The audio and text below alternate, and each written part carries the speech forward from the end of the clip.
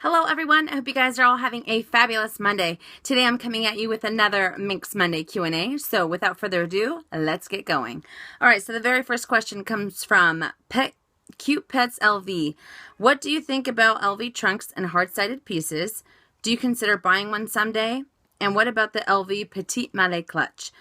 All right, what do I think about LV trunks and hard-sided pieces? I absolutely love them, especially because that's what Louis Vuitton started out with. So obviously you guys know I like the whole history behind it, so I think they're absolutely fabulous. Would I consider buying one? Absolutely, and to be honest, that'd probably be my one holy grail out of Louis Vuitton is to actually have a steamer trunk. I know a lot of people have converted them into coffee tables, and they just look absolutely amazing. And especially since I'm such a Louis Vuitton addict, to be able to have that would just be the cherry on top.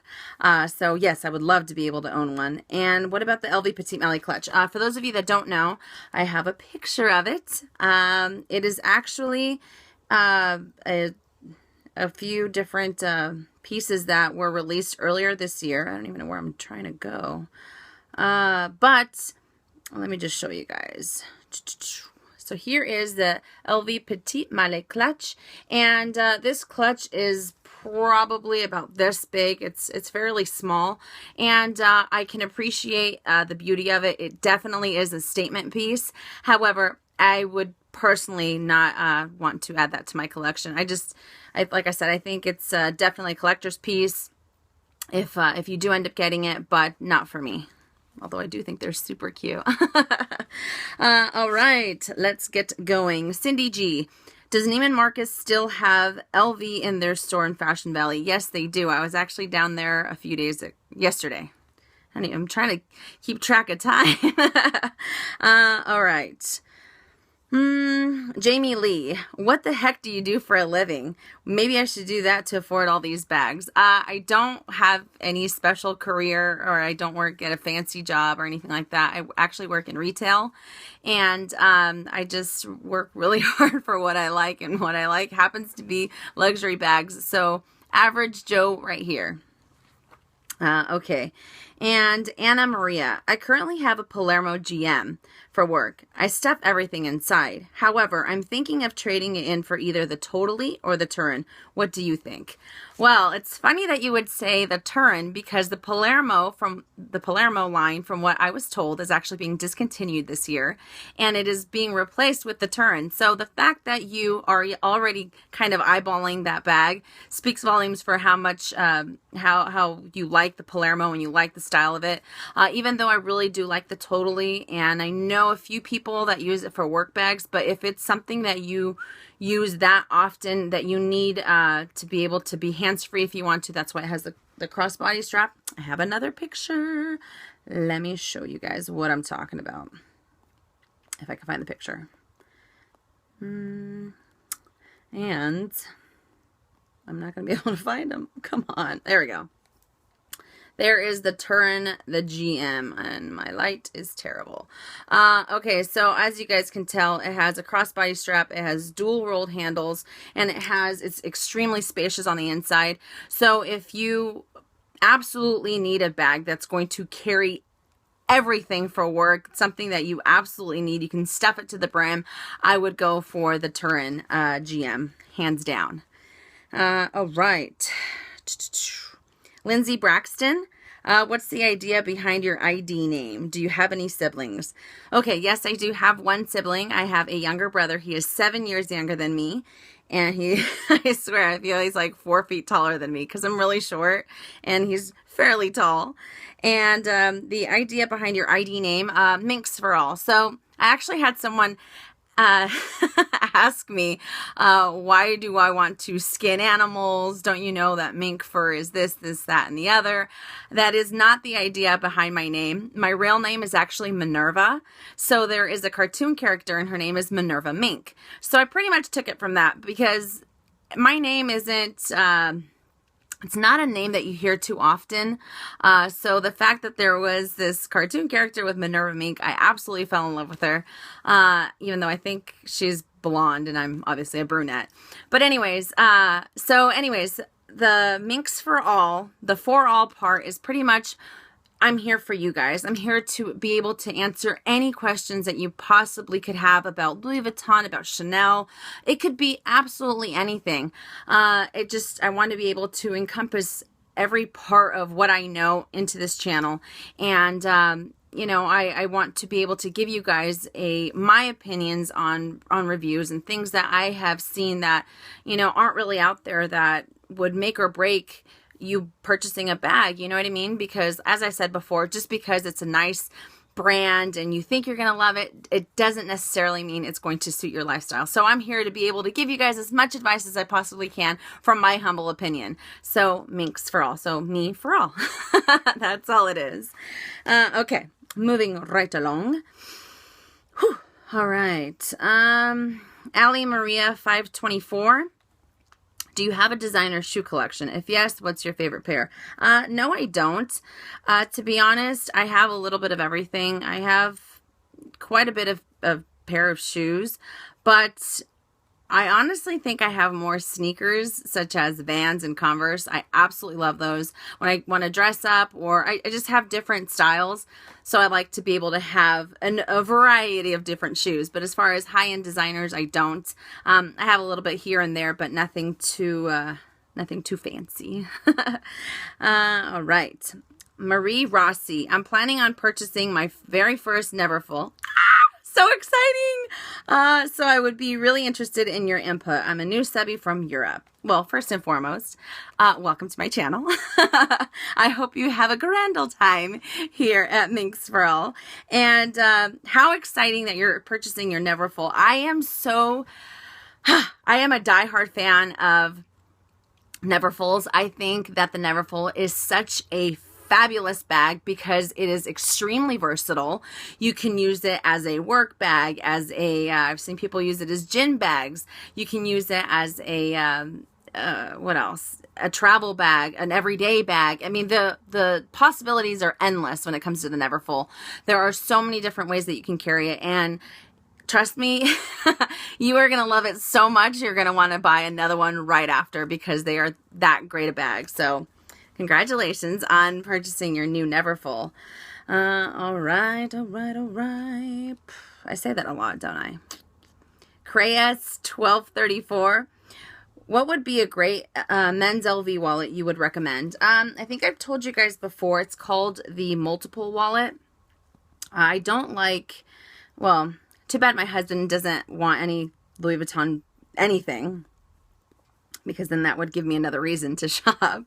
But here is the multiple wallet. If you guys can see it, it's in the damier graphite and a graphite. And there it is. It has 3 credit card slots, 2 billfold pockets on the back, and then it has like an origami slot pocket here. And the price point is actually $4.90, and I really like it. It's $4.90 here in the States. The reason why I really like it is because it's very simple. It's not too complicated, and I feel, obviously I don't know for sure, but I don't think men want too much going on with their wallets. They want to be able to get in and out. You know, they're just very simplistic, and I really like the multiple wallet for that reason. So plus, as I said before, the price point is perfect. All right. There we go again, saying all right. Stop. Okay. Chris 10. If you could choose between the multi-clay or the regular clay, which one would you pick? I'm wondering if you're saying multicolored clay or the regular clay. And if that is the case, ooh, that's a tough one. Whew.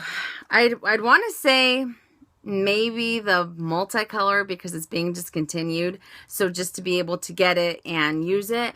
However, the multicolor clay doesn't fit as much to me as a regular clay does. And obviously there's a price difference between the two. Not substantial, but a pretty big difference between them. But I honestly think you would get more use out of the regular clay versus the multicolor clay.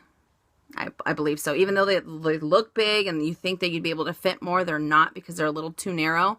And when it comes to the regular clays, you can actually kind of push the envelope as much as you possibly can with them. You don't want to strain the canvas, or you don't want to strain the zipper too much, but it actually fits a lot. So they're very deceiving. All right. There I go. Saying it again. All right.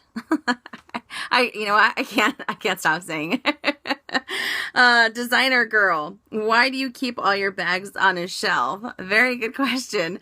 I keep my bags on a shelf for a variety or different reasons. The very first reason is because I like the fact that I'm able to have them keep their shape better on the shelf versus in a box or underneath, you know, something.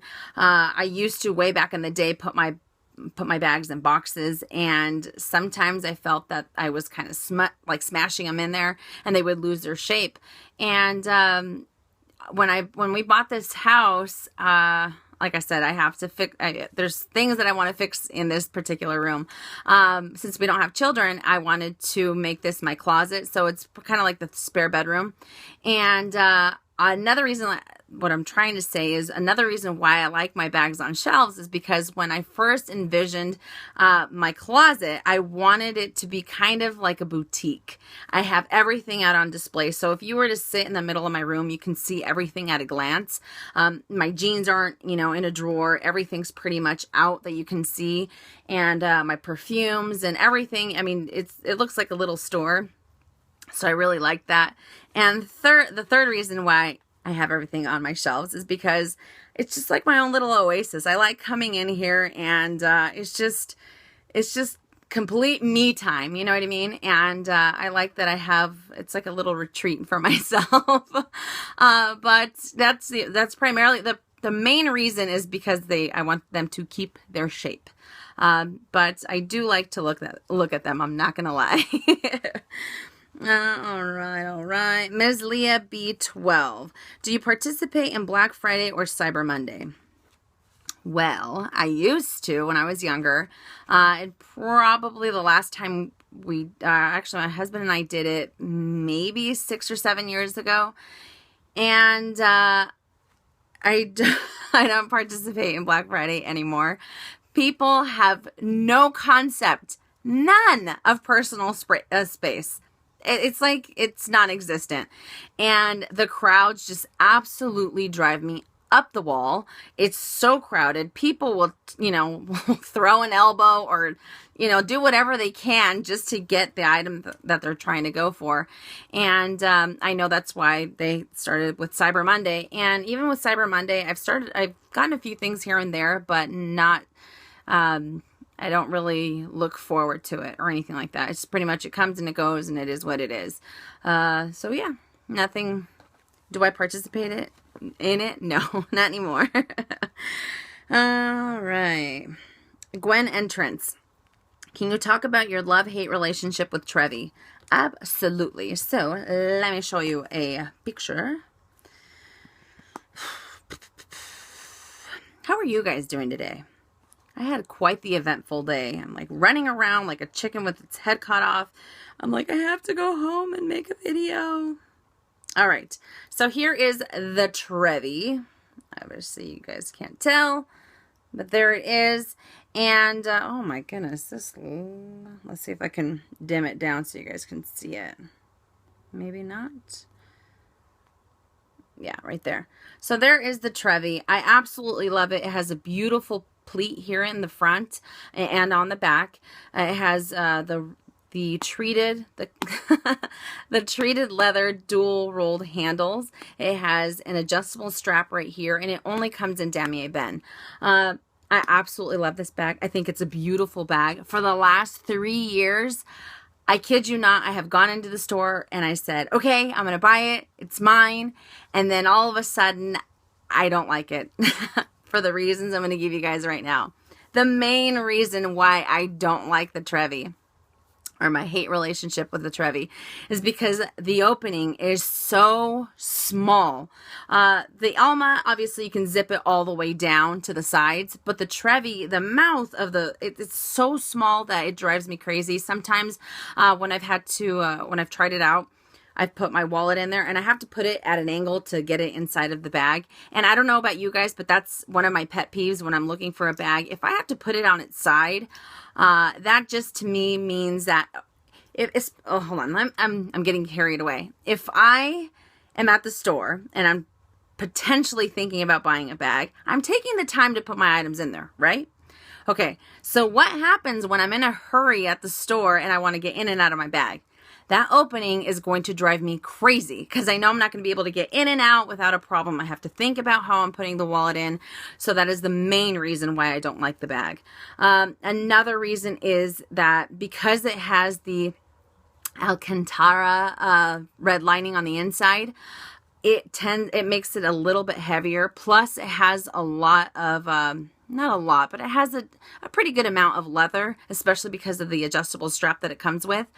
And it makes for a heavy bag. So I know that I'm not going to use it with the adjustable strap because you guys know me. I don't like to use those, just as extra. That's one of the reasons why I don't like the bag, because it has that extra strap that I will never use.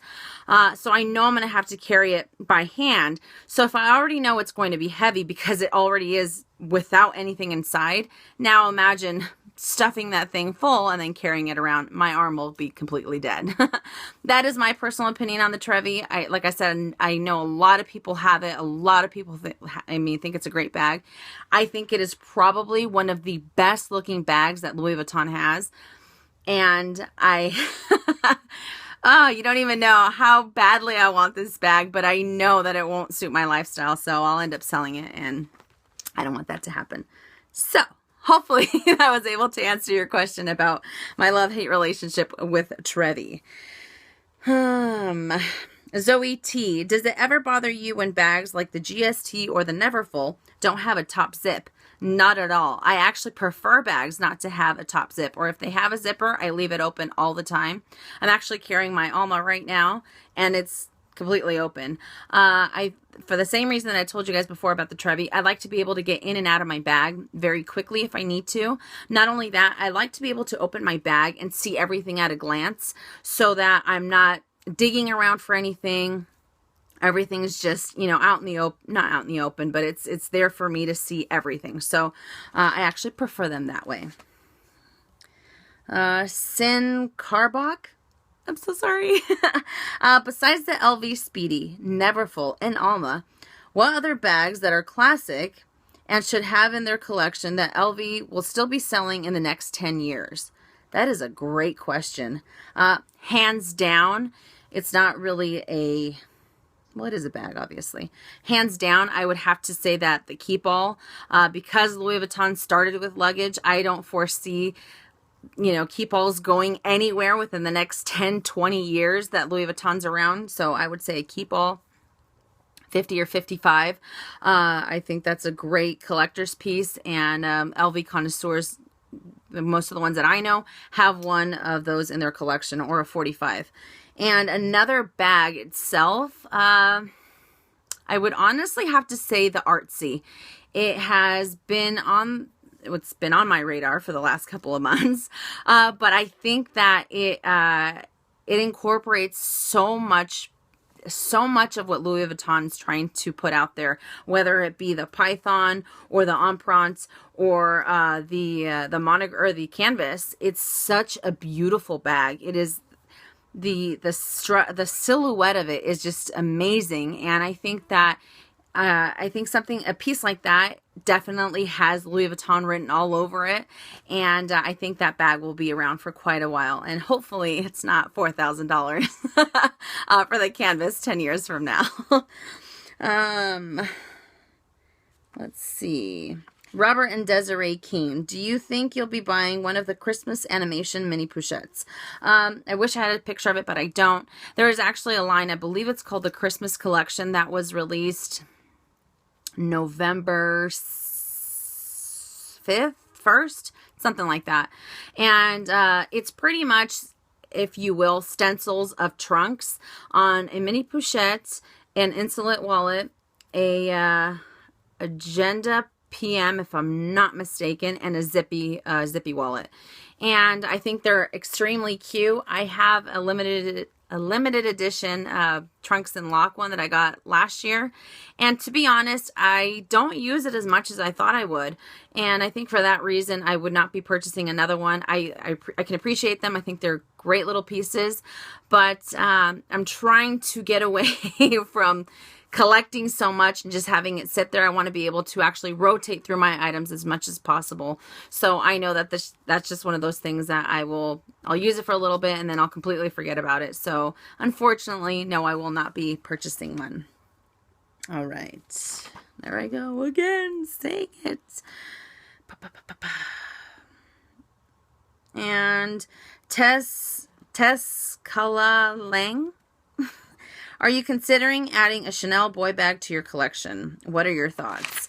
I absolutely love the Chanel boy bag. I am obsessed with the Chanel boy bag. I like the fact that it has a little strip of leather in between this beautiful chain, especially the gunmetal. I'm obsessed. Do I want to add one to my collection? Absolutely. I just don't know. I don't know what color I would get, because I know that I would end up getting black, and I kind of want to get away from black because I have so many, all my Chanel bags are black, and I don't want a pop of color, but I'd say probably maybe a gray, a dark gray if it came out, or I think they have a burgundy right now. It is absolutely breathtaking. So probably one of those two, but I think it's a great bag. Okay, so,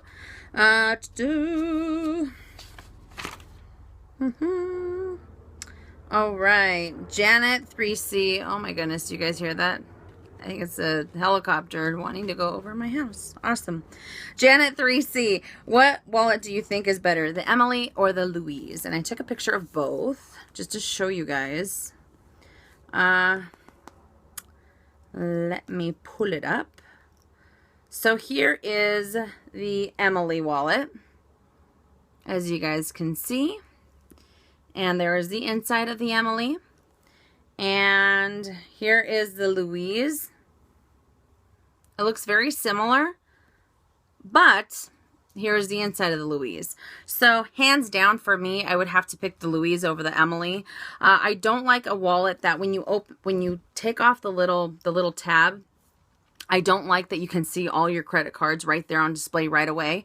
I think for added protection or added privacy for me, I'd like to be able to hide it. That's why I have the Josephines for that reason.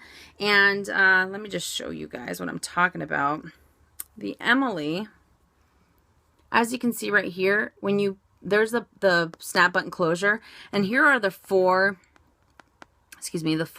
credit card slots right there. And the Louise is actually hidden. It has a flap push button closure on one side, and then it has kind of like the insolent wallet. It opens up right here. Oh, there I am, right there. And the Louise, oh, I wish I would have taken a picture of the price, but they're right around the same price point, and I would have to go with the Louise just because of the added protection, added privacy. All right, and Cindy Splood, my very good friend Cindy. This is going to be the very last question. You seem to be very happy in your marriage. I would love to know your advice on what to look for in a mate, and what's the secret of your happy marriage?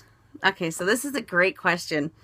The secret to my happy marriage, Robert and I have been married for a blissful 7 years. We've had our ups, we've had our downs, and I think the main reason why we work so well is because we balance each other out. I am 6 shades of crazy. I'm very outspoken. I'm very, we are complete opposites. So opposites do attract, and he grounds me. He keeps me very calm, and he has my back 100% no matter what. If that is so annoying. If I overreact to something, he'll let me know, it's not a big deal, calm down, or this, that, or the other. He completely grounds me to the extent of the word. And I am so thankful that I have someone like him in my life. I can't even imagine not having him in my life. He is just the best husband a person can ask for. And my advice on what to look for, or what the secret or advice to a happy marriage, or what to look for in a mate, is someone that complements your personality. You're never going to change someone. And I know that a lot of people are like, oh, maybe if I change this about him. You don't want to change someone.